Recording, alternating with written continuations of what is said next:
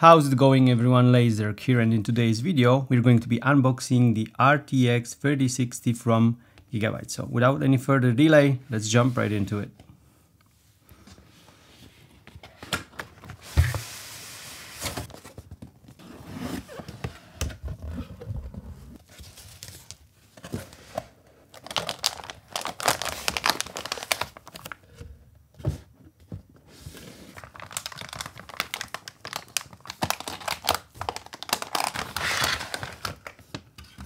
So this is the GPU. As you can see, it's quite small, or maybe big, depending on what you compare to. But if you compare it to its bigger brothers, the 3070, the 3080, it's not very thick. It's like 2.5 units of thickness. It has a single power connector, which is over here where you connect your power supply. It has a triple fan cooling design, so very similar to what we saw from other RTX cards from Gigabyte, especially the 3000 series, which promises great cooling performance and will also be great for the noise levels. And since this is an OC version of the card, it also has slightly boosted core clocks.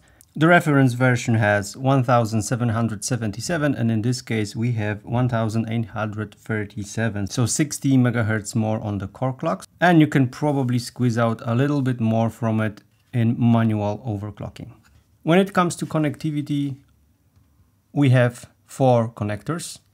We have 2 display ports, which are over here, and 2 HDMI ports, which are over here. Let's see what else is there. We have a fully metal backplate, which is great for the card stiffness, and the card should not sag when mounted in your chassis. This is the PCIe connector, and I'm also looking for an OC or quiet mode switch, but so far I cannot find one. Maybe this, let's say a more budget-friendly card, does not have such thing here, and it seems that it doesn't. When it comes to RGB, it's very minimal. You have a Gigabyte logo here, which lights up, and also a small LED stripe beneath the logo, which also lights up when you connect the card to your PC. The card has 12 GB of RAM coupled with 192-bit memory interface. By the way, the card is V2 version, which is LHR, low hash rate, which should not be suitable for mining. We also have something which is kind of helpful over here. Over the PSU connector, there is a small LED lamp which lights up whenever there's an issue with your PSU, whenever it behaves abnormally. This connector will flash and inform you that something's wrong and you should look into it. This is really good because, you know, the card usually will be mounted like that in your case, so you can see the light flashing quite easily and can react and probably prevent accidental damage to your card as well. There is a pass-through opening here for better heat dissipation. All of the air comes through the top, goes through the heat sinks and exits through the back over here. It's also really great because if you mount the card like that, most of the air will go towards the top where, well, it naturally goes anyway, so it should also help with the overall airflow of your case. One thing worth mentioning is also that this fans spin in alternate directions.